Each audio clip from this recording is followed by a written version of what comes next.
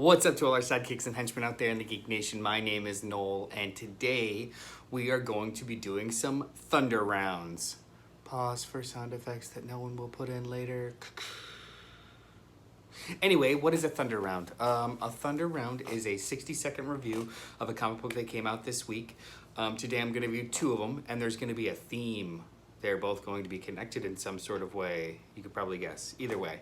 A lot of really great books came out today, but I thought I would do a couple of things that I haven't done in the last couple of weeks. So we're not going to talk about a Power Rangers comic that came out today, like the last two videos. Either way. So we're going to do some Thunder Rounds. Before we get into all that, the normal minutia, be sure to like and subscribe.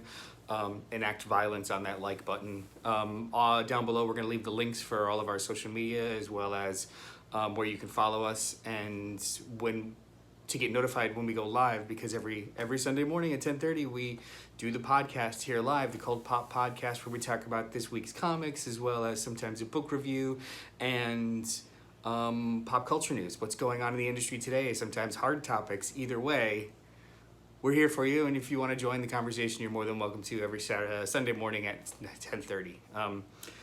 Besides that, we might as well just get into these Thunder Rounds. I don't want to waste too much of your time this morning.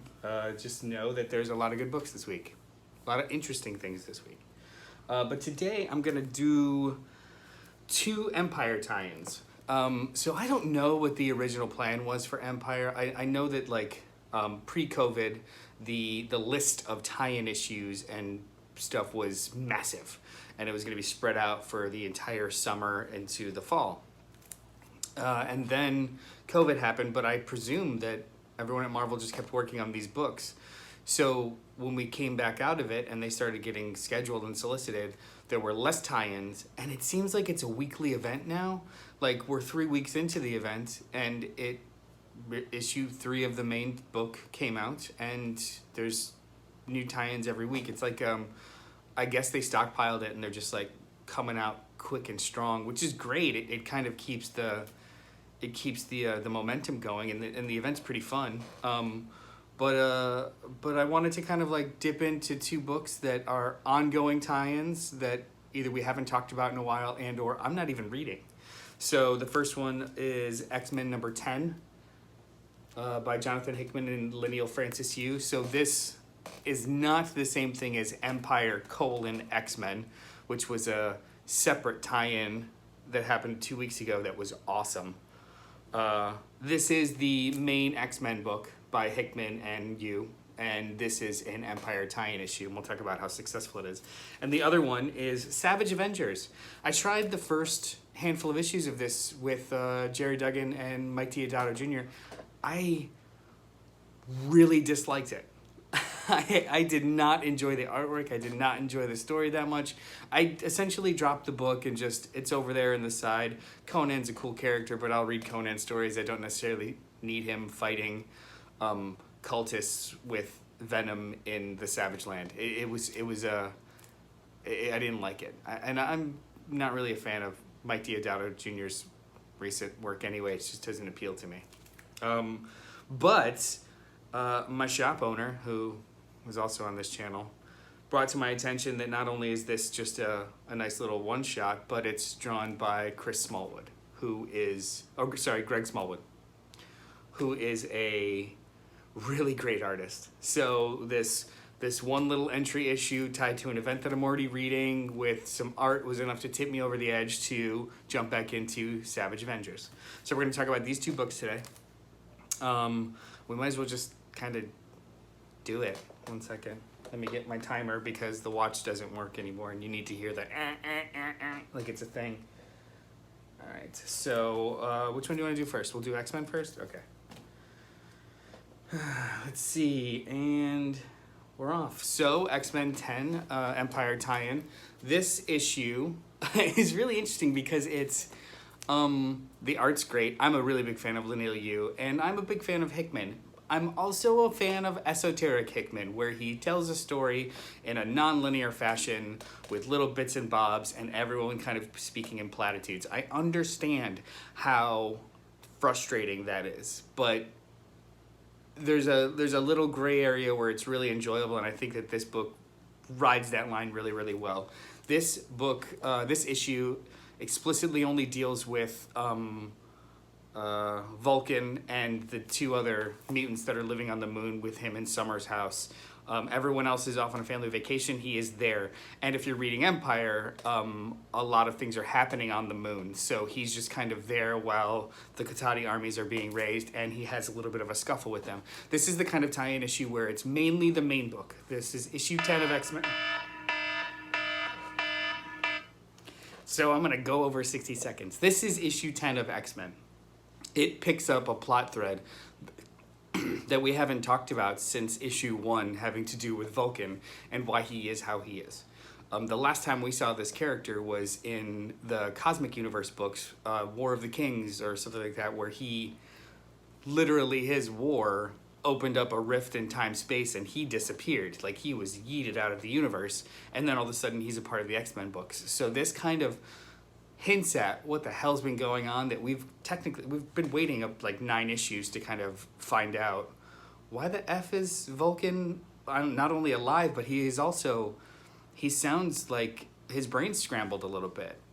This kind of talks about that, which is, I mean, it was really intriguing for me, so I truly enjoyed this book. However, if you're only reading Empyre and not X-Men, this one might be weird.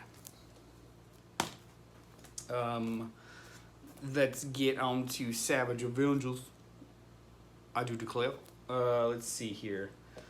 I will try to stay to a minute, but let's be honest, the minute's a gimmick. I'm really bad at this. Anyway, go. So, Savage Avengers number 1. Oh, Empyre Savage Avengers number 1. So this isn't even part of Savage Avengers so much as they take the characters and put them in the path of the Katati invading Earth. Makes sense.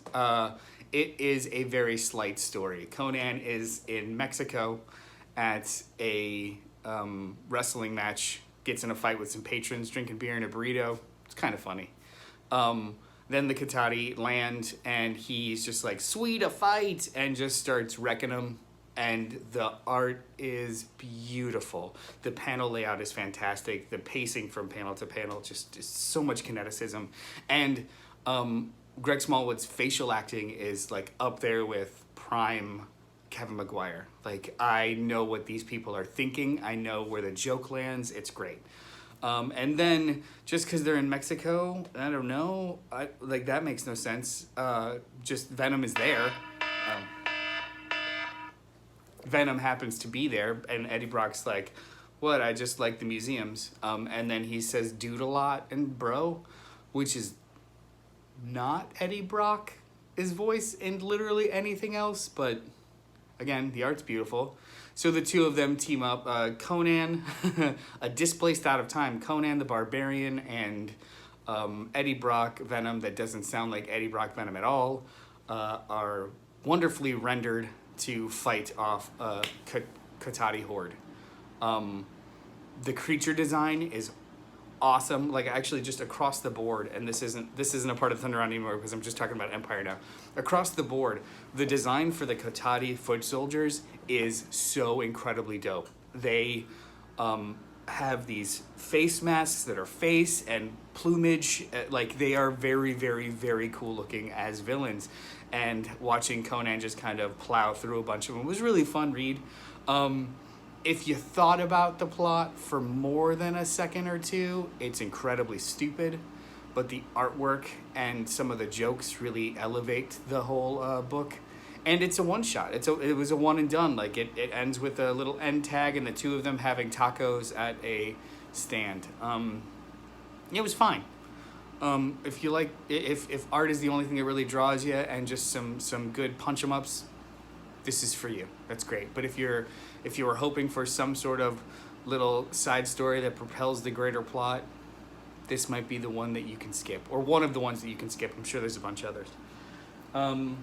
The main title came out this week, which was pretty good. A bunch of other really cool stuff that came out this week. I will say that Pulp, the original OGN hardcover by Ed Phillips and Ed Brubaker and Sean Phillips came out today, and I'm halfway through it, and it's beautiful, which is not a surprise. Everything they do is pretty great. Bunch of other really cool stuff. So be sure to, before you hit up the local comic shop, jump on any website and look up what's coming out today and just get in there and spend your money. Comics are great.